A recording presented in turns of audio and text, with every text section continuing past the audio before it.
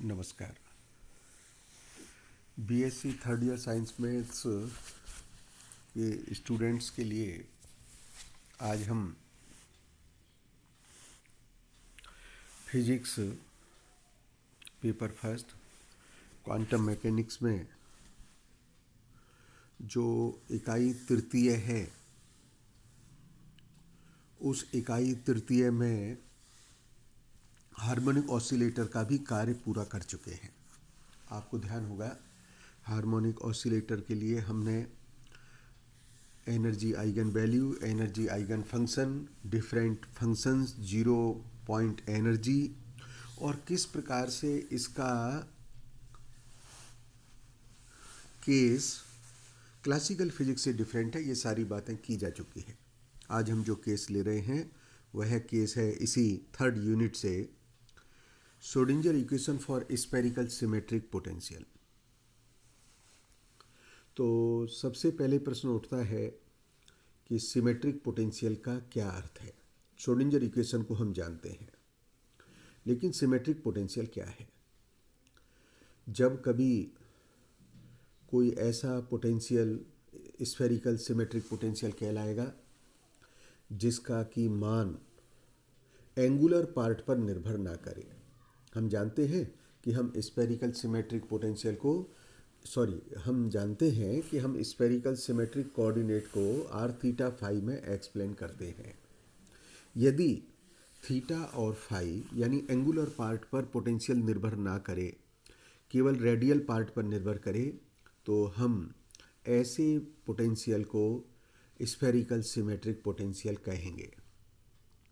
और ऐसे केस में जो श्रोडिंगर इक्वेशन है वो इस प्रकार से लिखी जाएगी जैसा सामान्य रूप से लिखी जाती है, परंतु इसमें जो वेव फंक्शन है वह पोजीशन वेक्टर का फंक्शन होगा और मूलतः यह है उस कण की अवस्था को प्रेजेंट करेगा। हम कई उदाहरणों को जानते हैं, जैसे कि हाइड्रोजन परमाणु, He+ आयन, Li+2 आयन। मूलतः ये जितने भी उदाहरण हैं वो सभी उदाहरण वन इलेक्ट्रॉन एटम के हैं। वन इलेक्ट्रॉन एटम का क्या अर्थ हुआ कि नाभिक के विभव क्षेत्र में केवल एक और केवल एक इलेक्ट्रॉन ही गति करता है। अतः ऐसे केस में हम इलेक्ट्रॉन की स्थितिज ऊर्जा को लिख सकते हैं नाभिक के विभव क्षेत्र में, और वह स्थितिज ऊर्जा का मान होगा PR = -kZe²/r, जैसा कि मैंने यहाँ पर लिखा है। हाइड्रोजन परमाणु के लिए जो परमाणु क्रमांक है उसका मान Z = 1 होता है।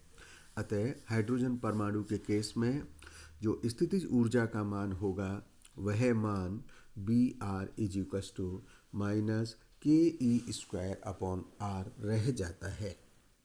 ध्यान रहे ये स्मॉल r क्या है, स्मॉल r नाभिक और इलेक्ट्रॉन के मध्य की दूरी है। अब आप इस समीकरण से देखिए, इस समीकरण में केवल जो पैरामीटर है वो r है।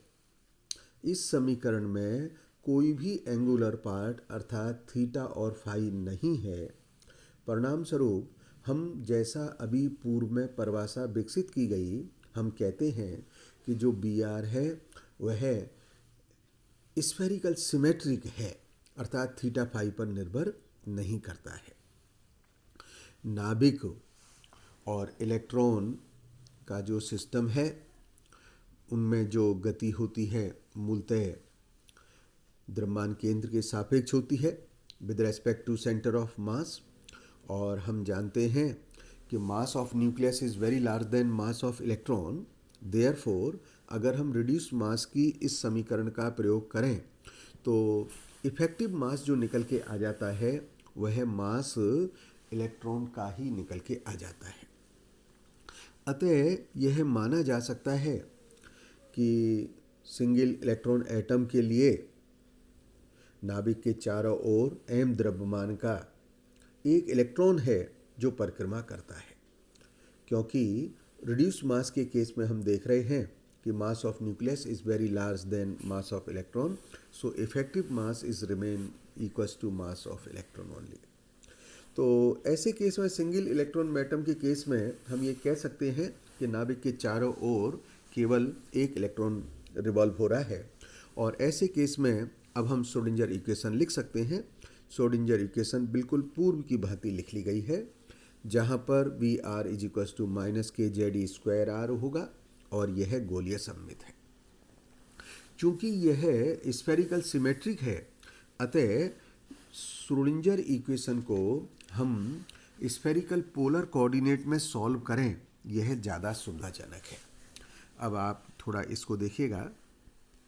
हम 2-3 तरह के कोऑर्डिनेट सिस्टम से परिचित हैं। कार्टेशियन कोऑर्डिनेट है, पोलर कोऑर्डिनेट है, स्फेरिकल पोलर कोऑर्डिनेट है।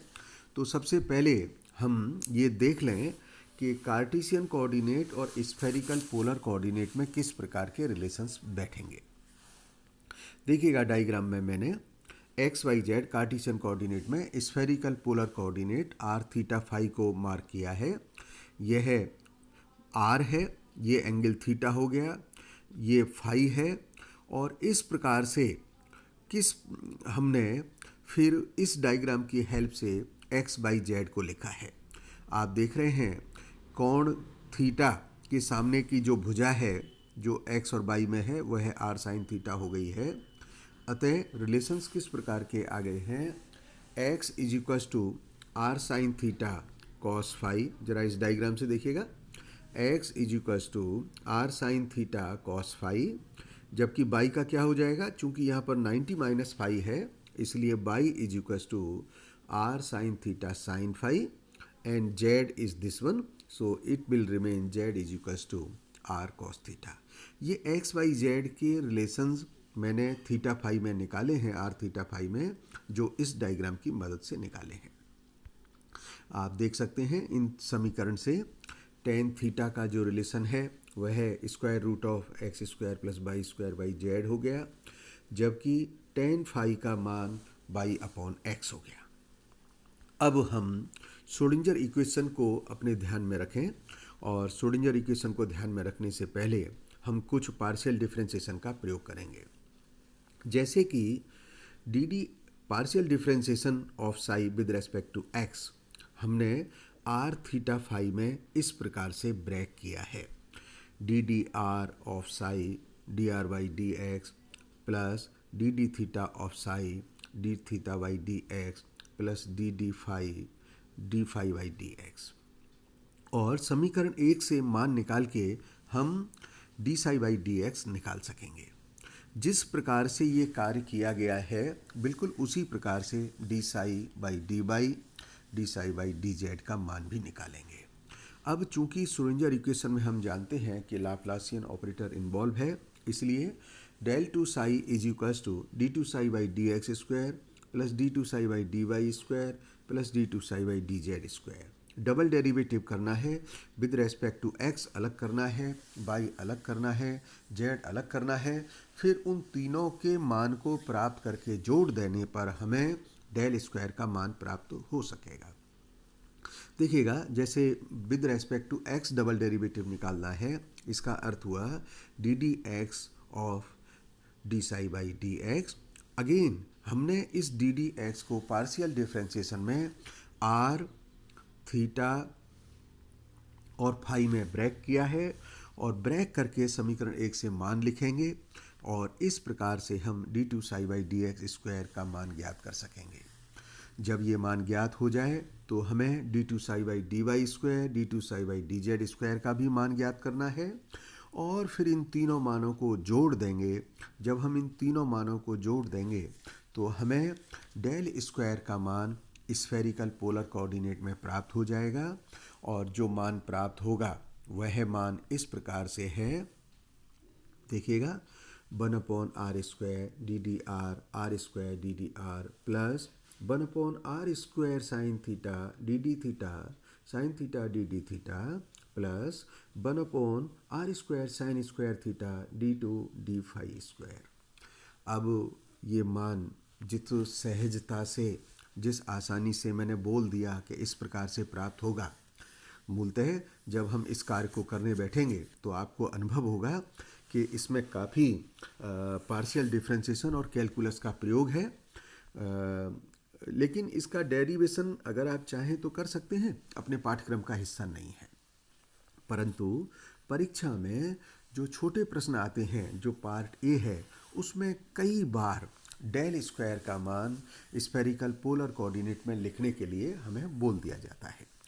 तो जब आप एक दो बार लिख लेंगे, अभ्यास कर लेंगे, तो ये बात हल हो सकेगी। तो इस प्रकार से हम जब डेल स्क्वायर का मान स्फेरिकल पोलर कोऑर्डिनेट में हमें मिल गया है तो हम इसे श्रोडिंगर इक्वेशन में लिख सकते हैं। Del square psi plus 2m/h cross square e minus b psi is equals to 0 Schrodinger equation है, और श्रोडिंगर इक्वेशन में हमने डेल स्क्वायर का मान सब्स्टिट्यूट कर दिया है। अब हम देख रहे हैं कि जो समीकरण 2 हमें मिली है, इसमें 3 वेरिएबल हैं और इनको हम सेपरेट करने के लिए जो तकनीक प्रयोग में लेते हैं वह तकनीक कहलाती है सेपरेशन ऑफ वेरिएबल।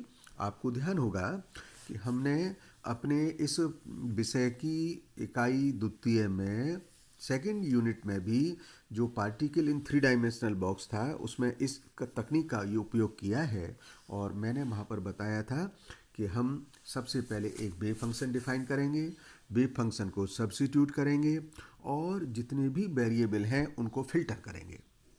तो हमने इसमें क्या किया, साई का मान लिखा, psi is equals to capital r is a function of r, capital theta function of theta, capital phi is function of phi. तो समीकरण 2 में इस वेव फंक्शन को रखा गया और साथ ही साथ इससे डिवाइड भी किया गया, तो हमें जो समीकरण प्राप्त हो रही है वो इस प्रकार से प्राप्त हो रही है। अब हम इस समीकरण में r square sine square theta का मल्टीप्लाई कर रहे हैं, तो इस समीकरण में इस गुणा करने पर, मल्टीप्लाई करने पर यह समीकरण प्राप्त हो रही है। साथ ही साथ मैंने ध्यान रखा है कि हम जो भी टर्म फिल्टर हो सके उस टर्म को भी फिल्टर करने का प्रयास करें। तो जब हम इस टर्म को फिल्टर करने का प्रयास कर रहे हैं तो हम देख रहे हैं कि राइट हैंड साइड में केवल फाई का फंक्शन है, लेफ्ट हैंड साइड फाई से इंडिपेंडेंट है, लेफ्ट हैंड साइड मूलतः आर और थीटा का फंक्शन है।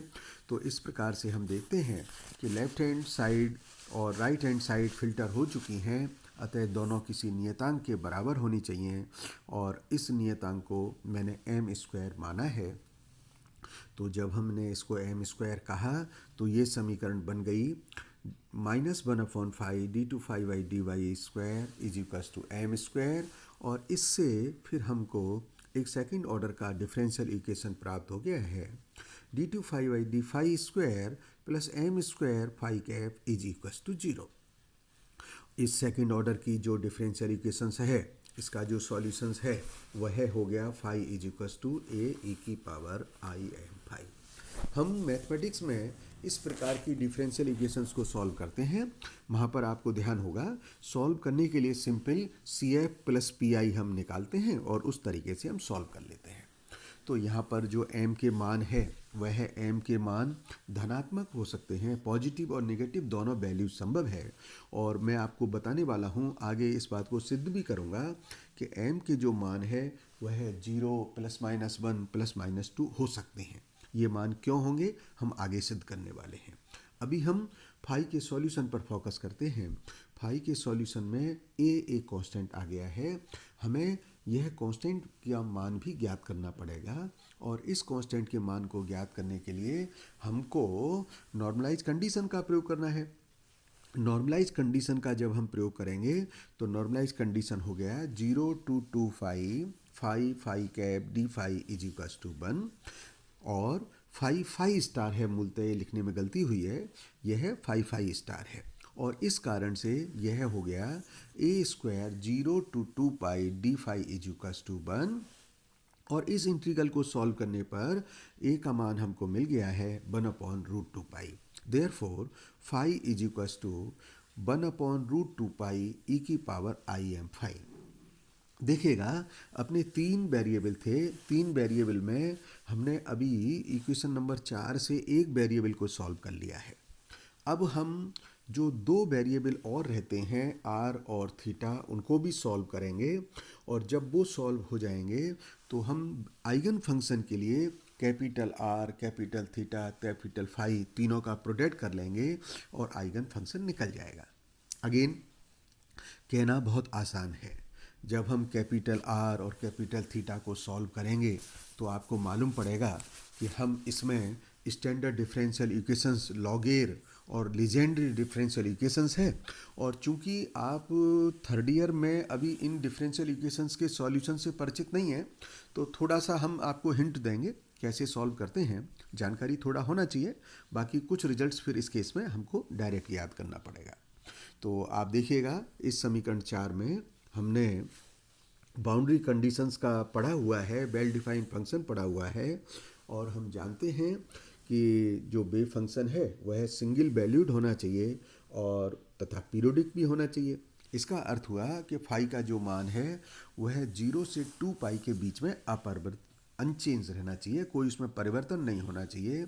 और phi is equals to five small phi plus 2 pi, यानी 2 पाई के परिवर्तन पर उसके मान में कोई परिवर्तन नहीं रहे, फाई का मान सिंगल वैल्यूड हो। और यह तभी संभव हो पाएगा जबकि e की power i 2 pi m is equals to 1 हो। इसका अर्थ हुआ कि m के जो मान हैं वह मान 0 प्लस माइनस 1 प्लस माइनस 2 संभव हैं। तो ये विषय आज मैंने प्रारंभ किया है, थोड़ा इसमें समय लगेगा, बड़ा टॉपिक है। और हमने स्फेरिकल सिमेट्रिक पोटेंशियल का ये काम किया है।